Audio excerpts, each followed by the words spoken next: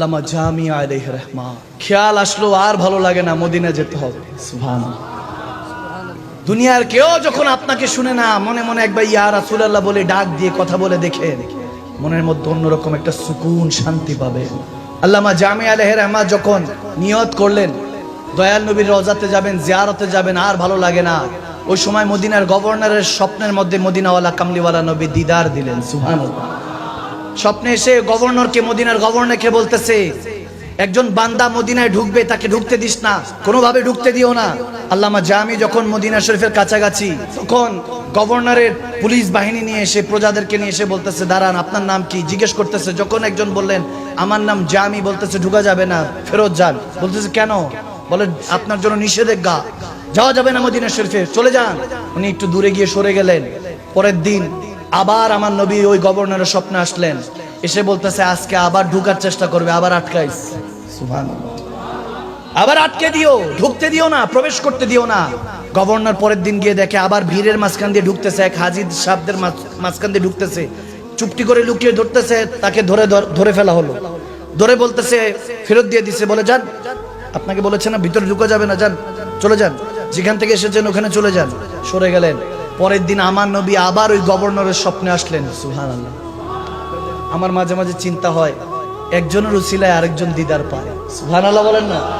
হায় হায় হায়, কিয়া করিম নবী হ্যায়, কি দয়ার সাগর আমার পেয়ারা নবী। গভর্নর আবার নবীজিকে যখন দেখলেন, নবীজি এসে বলতেছেন আগামী কালকে ভেড়ার পালের সাথে নিজের গায়ের উপরে ভেড়ার চাদর দিয়ে ভেড়ার একটা খাল পড়েছে, আবার লুকিয়ে ঢুকার চেষ্টা করবে, আটকে ফেলেইস। নবীজি আবার বলে দিলেন। পরের দিন যখন আবার ওই গভর্নর গেলেন, দেখতেছে ভেড়ার পাল ঢুকতেছে, ধরছে, চেক করে দেখেছে ওখানের মধ্যে আল্লামা জামি যাচ্ছে। সুবহানাল্লাহ। যে কোনো ভাবে যাওয়া দিয়ে হলো কথা। এত চেষ্টা করার পরে যখন তেনাকে উঠানো হইলো, এই আপনাকে না বলেছি যেতে পারবেন না, কেন যাচ্ছেন, আপনি কেন ভিতর প্রবেশ করছেন, ধমক দিয়ে ধাক্কা দিয়ে বের করে দিলেন। ওই রাতে গভর্নরের খাবে এসে আমার নবী চোখের পানি ছেড়ে বলতেছে, বকা কেন দিলি? তোকে তো বের করতে বলেছি, বকা দিতে বলি নাই। তোকে তো বলেছি সে যাতে মদিনায় না প্রবেশ করে, কেন ধমক দিলি, কেন আঘাত করলি, কেন ধাক্কা দিয়ে বের করে দিলি? তুই কি মনে করছিস আমি বিরক্ত হয়ে তাকে বের করে দিচ্ছি? না না, সে আমার প্রেমিক, আমার বান্দা, আমার মুমিন হয়। সুবহানাল্লাহ। আমার আশিক হয়। জামিকে এত ভালোবাসি, তার ভিতরে এত কষ্ট, সেই কষ্টগুলি নিয়ে মারা দুনিয়ার কষ্ট নিয়ে আমার কাছে আসতেছে। আমি এই জন্য তাকে বারণ করছি ভিতরে যাওয়ার জন্য। যদি সে আমার রওজার সামনে এসে ইয়া রাসূলুল্লাহ বলে, আমি আর রওজায় থাকতে পারবো না, তার কাছে দেখা করতে যেতে হবে। সে আল্লামা জামি আলাইহির রহমা, যিনি বিখ্যাত কালাম লিখেছেন, হাজে রহমত কুন নজর বার হাল জারম ইয়া রাসূলুল্লাহ, গরিবাম বেনবায়াম খাক সারাম ইয়া রাসূলুল্লাহ। সুবহানাল্লাহ।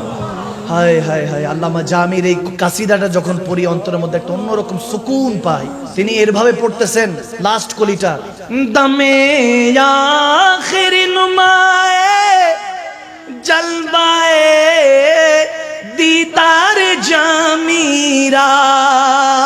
सुभानअल्लाह। दमे आखिर नुमाए जलवाए दीदार जामीरा, ज़िलुत्फ़े तो हमा उम्मीदवारम